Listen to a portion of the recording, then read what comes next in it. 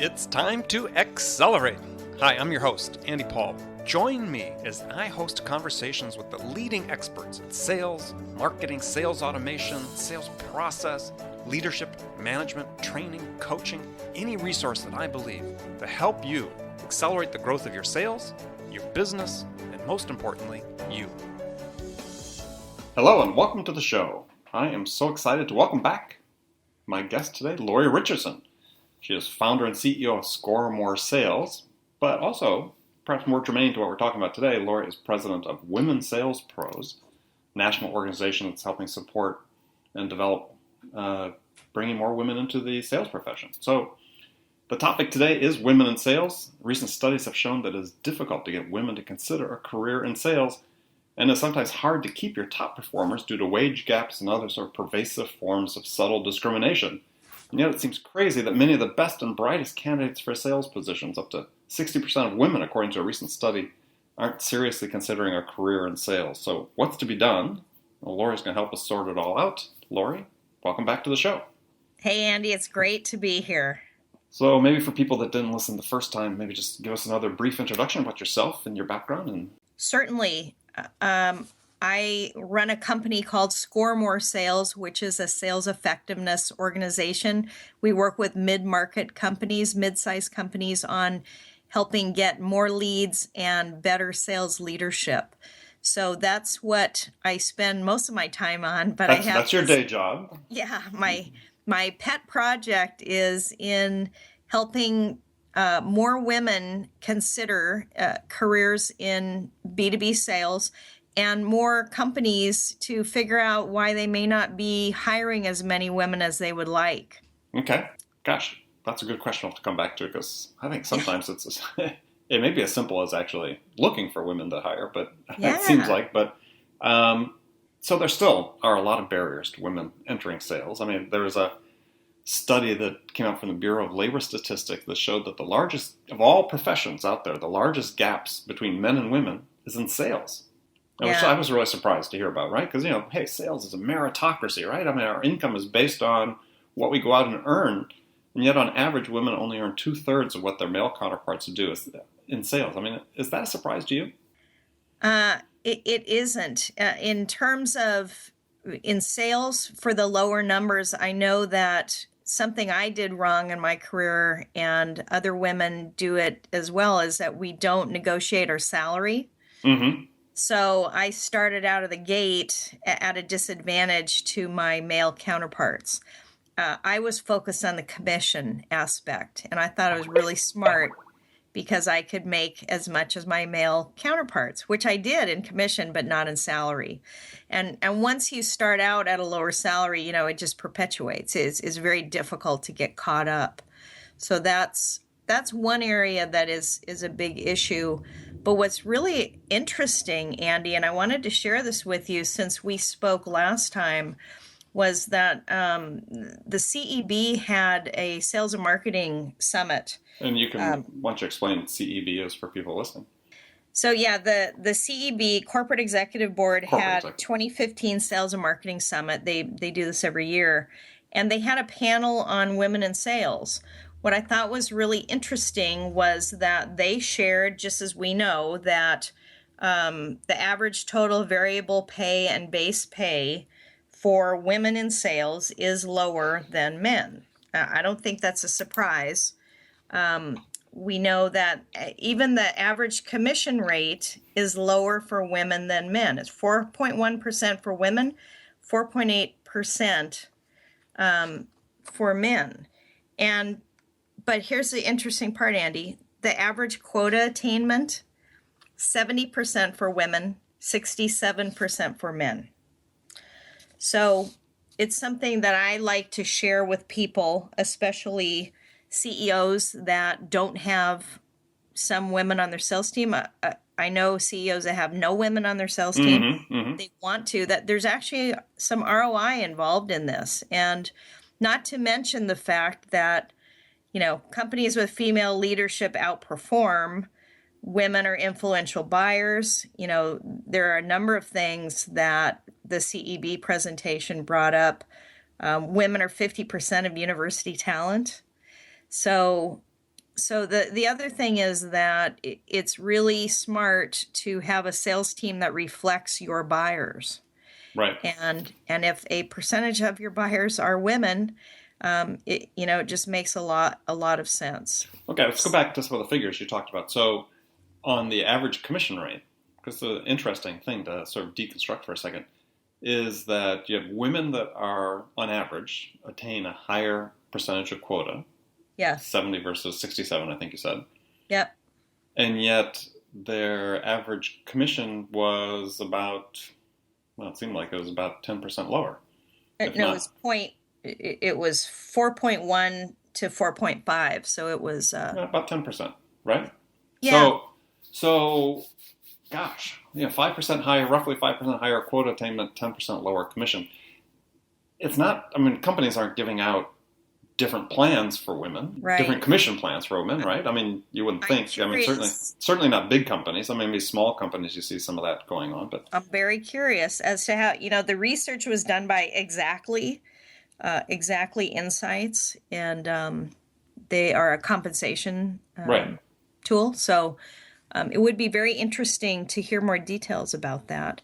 The fact that women, still are, they're hitting the number though, and they're attaining their higher percentage of quota I think that's fantastic, and I think it's something to think about. Yeah, well, I think if we have women listening to the audience or listening to the show that have their own experience with this, then we'd like to hear. I mean, contact me. My email address is andy@andypaul.com.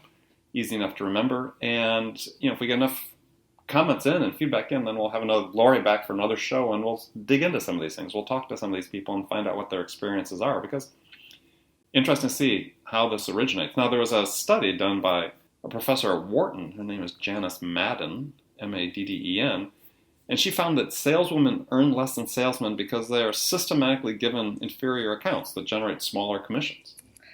So, I mean, there's these more subtle forms of discrimination. Okay, hey, your commission plan on the surface of it, they're both the same, but we're going to give you the crap accounts. It's, that's a battle I'm not going to wage, because I've lived some of that in my past sales career. However, I'm going to let other people figure those stats out, and I'm just going to move forward. But it wouldn't surprise me in some cases, and there are other certain industries, and I've talked to a lot of people in the last number of months. There are certain industries that are dominated by women sales reps, and there are very few men. So it kind of depends on what B2B industries we're talking about.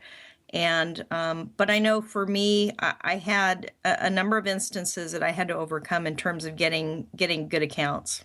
Well, so let me put it to you in the case of the work that you do with companies. I mean, you work with CEOs. Have you ever had to confront a CEO client and say, hey, what you're doing, the way you've got this set up, is just inherently unfair to the women on your sales team? If I saw that, I would. What I tend to do more is talk with the HR team, the recruiting team, head of sales, about more ideas for them to have more female candidates. So in the case of one CEO of a technology tool company you would be familiar with if I said their name, they don't have any women's sales reps. And I asked... Don't have any at all. Right. And I asked the CEO, so of the applicants, how many men apply for sales positions and how many women? And he said it's about 80-20, 80% male. And I said, right there, I'd be interested to look at the wording of your job descriptions. I'd be interested to see who is recruiting candidates and learn a little more, because most companies, and I've asked a lot of sales leaders, are getting, more like 40 or 50% of their candidates are female. And so did you look at the job description by chance? I did. And so what did you see in there that may found a number of phrases that are more toward aggression, the war words that. So we want hunter, we want aggressive, extroverts. Yeah. We're looking for aggressive, self-starters. And so it's great when I can talk with a CEO that's open to that, and they're just willing. All I want is for them to look at a different point of view. I'm not saying they're right or wrong. I'm just saying, there are different ways to approach an end result. And when I go back to one of my friends, Shep Maher, who is a VP of sales at GuideSpark, he says that if CEOs and heads of sales are not finding enough women, he says that they're not trying hard enough. So I like to use his words rather than mine to say that. Well, it seems to be the case, right? I mean, yeah. If you just look at the population distribution and so on, and especially given that there are a much larger number of females coming out of college these days than there are men, then it stands to reason that the ratios should start to change. Well, and part of it, Andy, is that we like to hire and be around people that are like us. So, if I went to prep school and I played a sport and I'm a guy, I like a guy like that. He'd be, and a lot of people use referrals. So personal referral is a friend of mine who went to school with me, who's a guy, that's how it happens a lot of the time. But what's an interesting creative way to get different candidates? So what do you suggest to people? I think that we actually have a list of some best practices and some recommendations. And if anyone's interested, they can email me, Lori@womensalespros.com. But do you have any you can share with us? That I think you have to look at unconventional, do something different than what you're doing. Isn't that insanity? Mm-hmm. Doing the same thing over and over and expecting a different result. So, look at different, maybe I'm not going to look for athletes this time. Mm-hmm. Maybe I'm going to look for people who are very coachable and trainable and have some incredible experiences that they can share. I'm going to look for different types of backgrounds, and maybe I'll look at different schools or talk to different recruiters, or get a woman recruiter on my team at my company. Mm-hmm. The other thing that is often missing is that a woman sales candidate will come in for an interview and she won't see any women in a leadership position. So one might say, you know what, I'm probably never going to get ahead here. Right. So there's no opportunity for me because there are no women in management.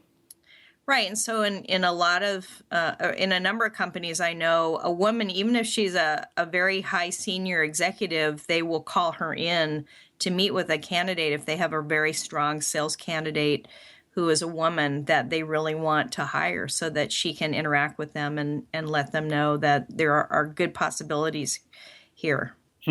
Interesting.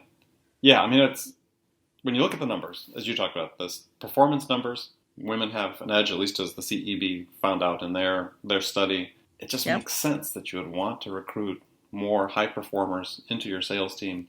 And certainly, I think I agree with Shep Maher's comment that if you're not finding the candidates, you're not trying hard enough. Yeah, and it's diversity in general, Yeah, we certainly, obviously an issue in the tech business that's been written about extensively. And I think we see that even in some of the development of a lot of these inside sales teams for certain high tech products. That the SDR, the initial outreach group, sales development reps, business development reps, largely dominated by men. Yep. Now, why in that particular instance? I mean, the fraction seems even higher that men versus women than normally be. Why do you think that's the case? I don't know. Yeah, it's a puzzle. Yeah.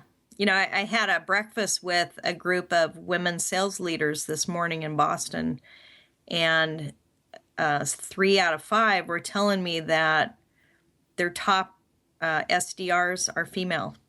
So, and they're just sharing facts. It wasn't about. And so what did they do? Did they share any best practices in terms of what they did to be able to recruit women into those sales development roles? No, they told me that was another group that confirmed, 50% of their candidates are women. and so they don't have trouble bringing them on. One of the leaders said, it's probably the questions that she uses, and again, I think it's simple wordsmithing and some word changes. There's an article that I saw. It's called "Can You Spot the Gender Bias in This Job Description?" So there's a lot. There's a lot to it. There's a lot to talk about when it comes to that. But simple words and things that people aren't really even aware of.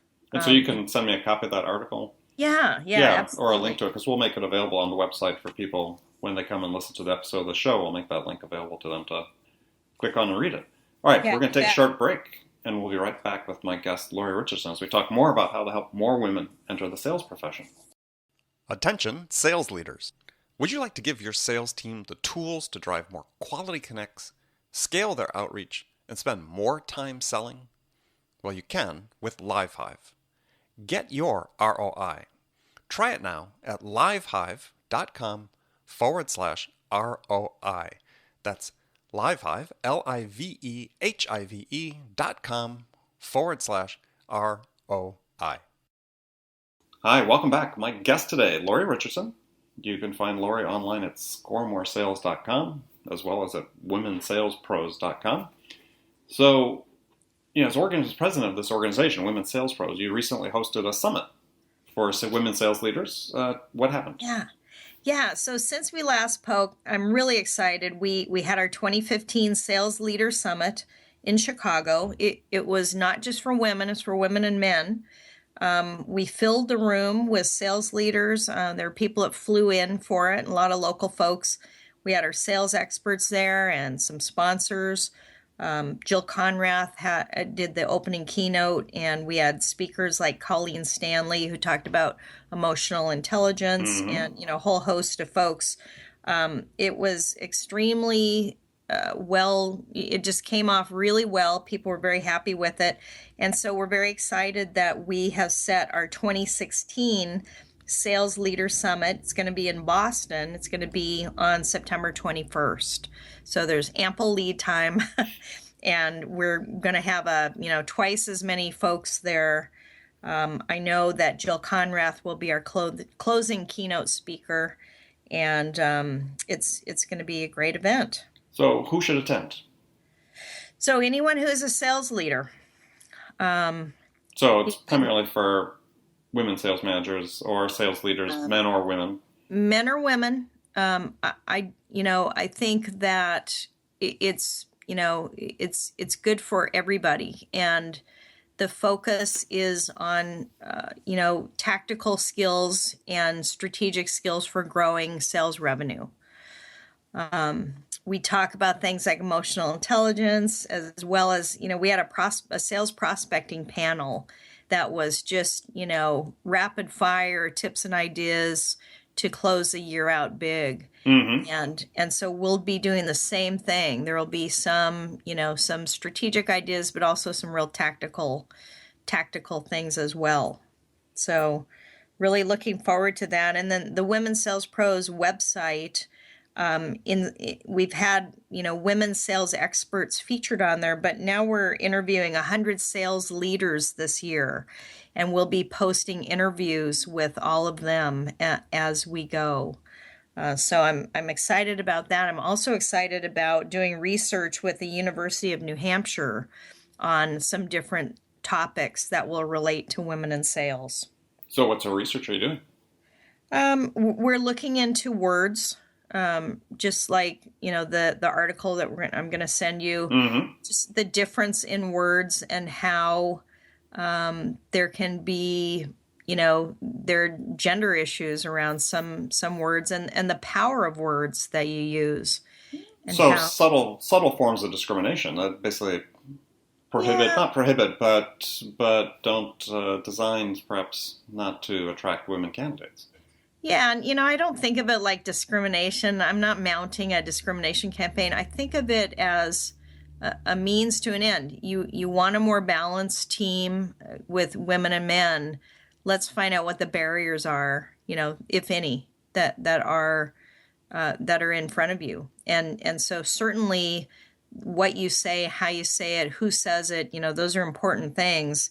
And it's something to look at in terms of not just the makeup of your sales team, but of how you communicate with your prospective buyers as well. Right.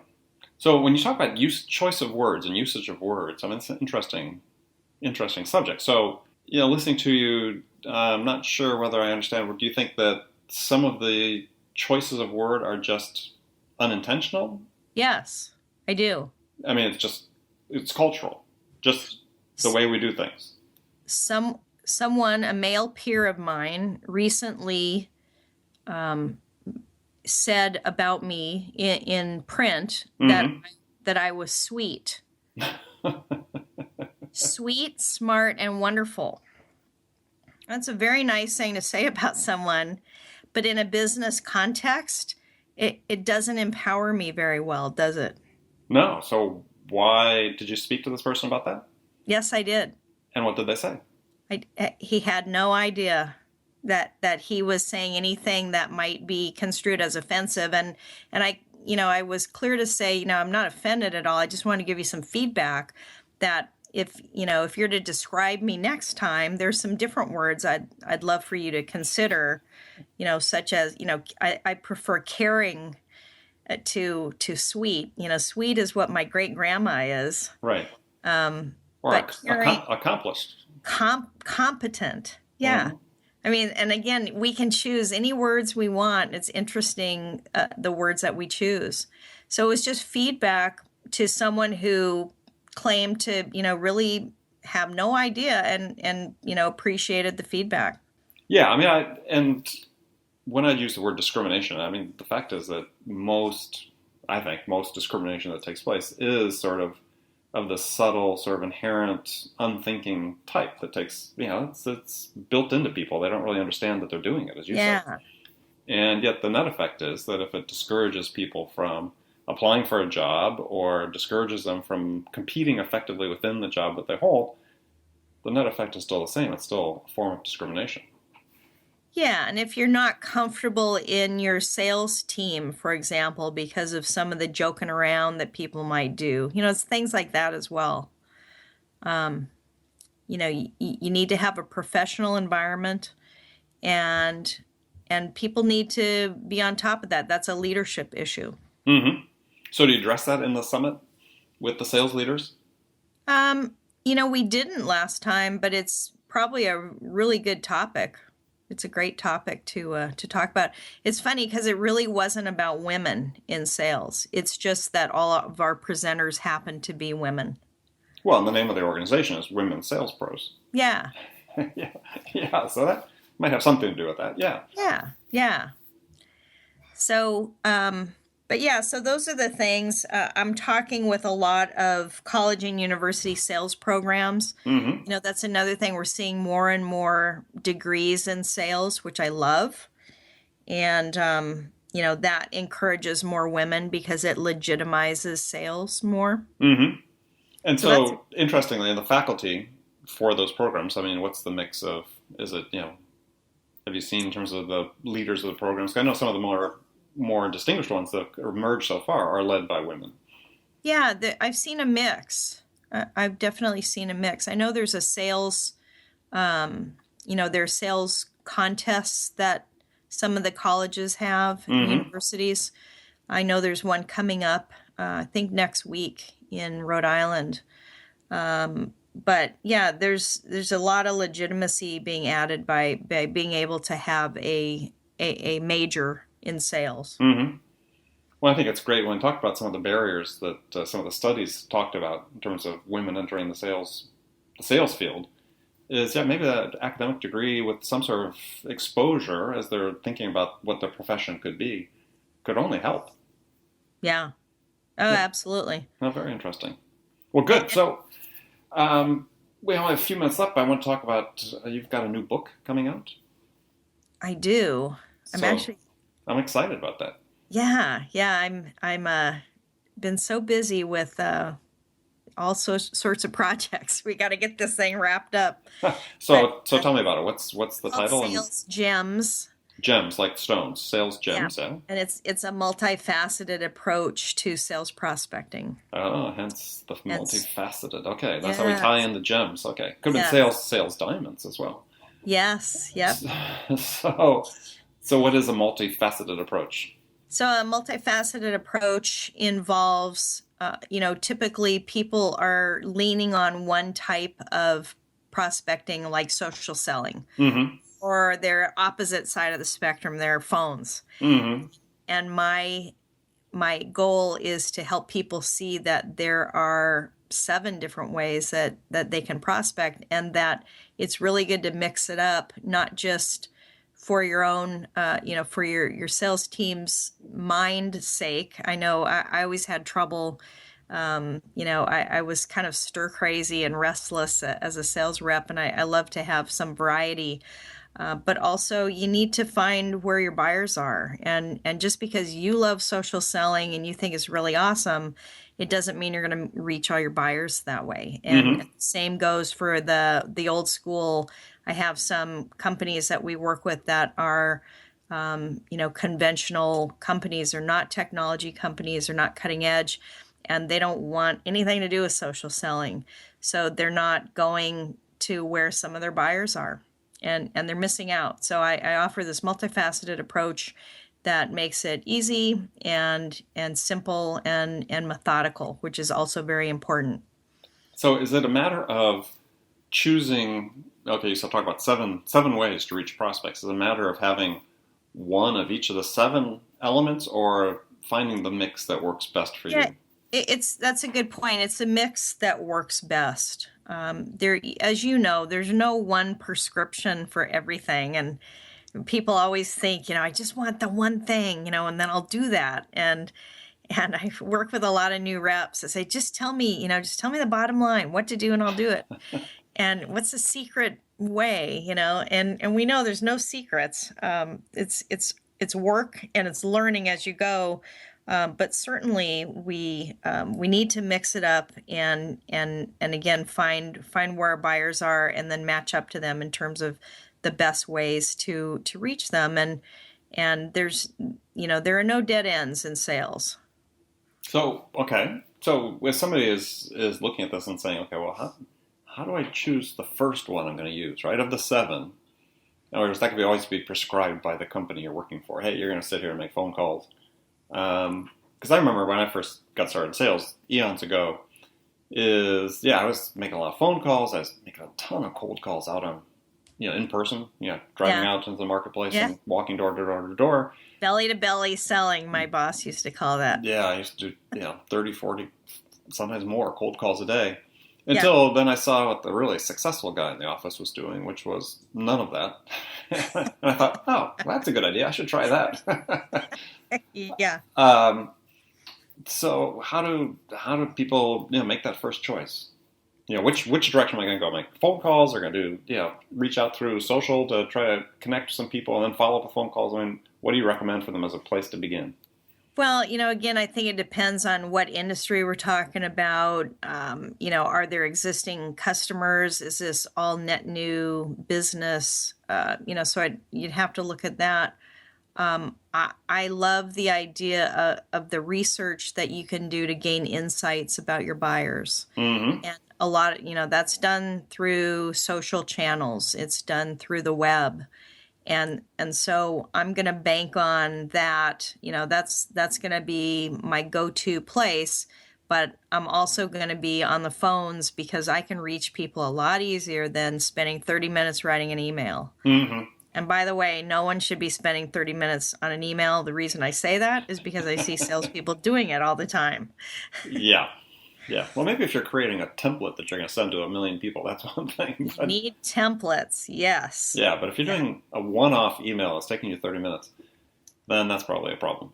Bad use of time. That's a bad use of time. It's important, but it's not that important. Yeah, exactly. Yeah. Yeah. I mean, my wife gives me a hard time of spending forever writing my emails too, but what can I say? I don't think I spend 30 minutes on a short email. That's good. Yeah. Yeah. I mean, so there's for people that are concerned about that, I point them to a guy, writes some good stuff. His name Ian Brody. He's from the UK, but he's got Yeah. a giveaway, the 21-word email. It's a great little tool for people that are stuck on emails and writing long ones. Check out Ian Brody's stuff online. It's good. Yeah, he's a good guy. All right, so I want to thank you for joining me again. It's been my pleasure to have you back. My guest, Lori Richardson. You can visit her website at scoremoresales.com. Or to learn more about women sales pros and the work they're doing there is go to women, that's plural, WOMEN, salespros, plural.com. Anywhere else they can go to find information? That's, those are two good starting points. Anywhere on social media with Score More Sales, you probably find me. Yeah, excellent. Well, good. Well, thanks for joining me. I appreciate it. And remember, everybody, make it a part of your day every day to deliberately learn something new to help you accelerate the pace of your business. Subscribing to this podcast is an easy way to do that. That way you'll make sure you don't miss any of our conversations with top business experts like our guest today, Lori Richardson, who share their experience and expertise about how to accelerate the growth of your business. So thanks for joining us. And until next time, this is Andy Paul. Good selling, everyone. Thanks for listening to the show. If you like what you heard and want to make sure you don't miss any upcoming episodes, please subscribe to this podcast on iTunes or Stitcher.com. For more information about today's guest, visit my website at andypaul.com. Hi, this is Andy. I have a special offer for loyal listeners of Accelerate.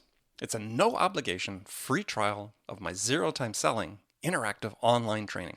Now, I've worked with thousands of sales reps to teach them how to use my zero-time selling to boost their productivity and transform the results.